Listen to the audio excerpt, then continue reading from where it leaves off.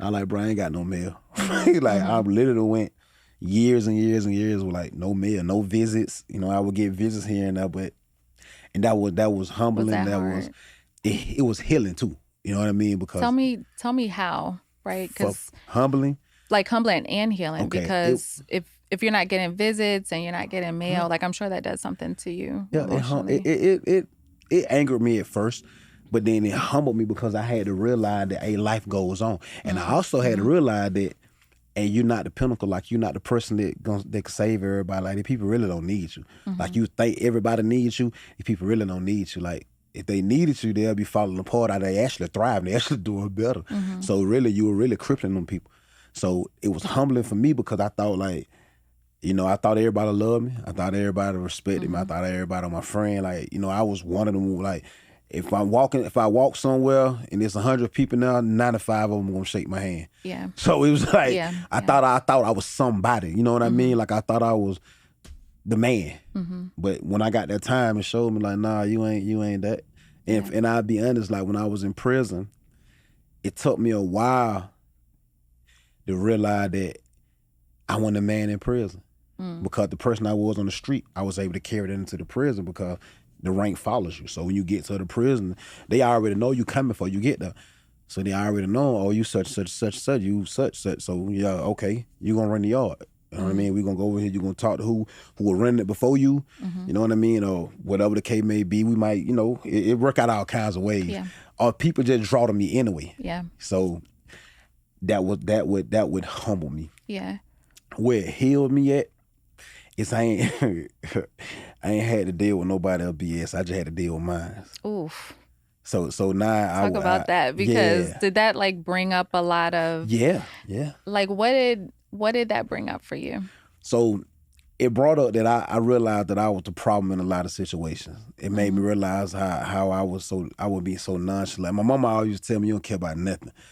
Like what you be, you know what I mean? But it really showed me that when I sat back in prison, I sat in them cells, because a lot of time I ain't had no cellmate.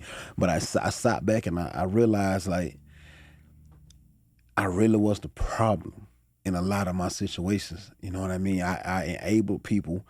I broke a lot of people, you know, so me being in and being away from everybody, God actually taking my life and just treating it like a piggy bank and just shaking it, and everything that didn't belong in there, he suck out of there. You know what I mean? When I say we would get 300 minutes a month.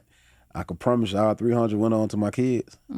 It was if I called somebody else, it was because one of my kids needed something and I needed them to go handle it. Other than that, How many children do you have? I got 6. You got 6 kids.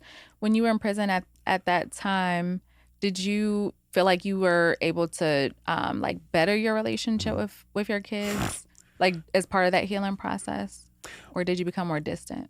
Well, I won't say make it better, because you know this would be hard for some people to believe, but you have to see my kids to believe it. Like, the relationship with me and my kids have been solid since day one. And now their mother, I would contribute a lot of that to their mothers. Because even when I was in prison, if they did something wrong, they gonna tell me. If I call home, let me talk to your dad. Hey, he did or she did, you know what I mean? So they never took that father authoritarian role away from me. So that kept us connected. Also, I think with me with this, my whole journey, like I really only have one son out of all of my kids that give everybody a little trouble. And I don't have to. He gonna watch this probably 1,000 times. He's interested in my transition because he's heard all these stories about his daddy. My daddy this, my daddy that. So now, okay, in prison the whole time, I'm like, hey man, I ain't coming home to that, bro. Like, I ain't selling no dope. I don't care about no game. That over with. Yeah, pop, whatever. You making all that money, daddy. They call me dad. You making that money? Nah, I heard about you. They know you up here. I don't care what they know me, and I'm telling you now, I ain't coming home to that life. And he actually told me, like, Pop, I've been watching you. Like, you standing on what you said you were going to do. Yeah. So that made our relationship stronger. But I went through some stuff with some of my daughters. Yeah. You know what I mean? Like, my daughter, one of my babies literally told me, like, I broke her heart before anybody else could broke it. And she gave me the specific time, like I was in 2nd grade. And you know what I mean? Yeah. And that was just like, all of those things made me a better man. Yeah. I'm not even going to say father. It just made me a better man because I stopped believing that I had this.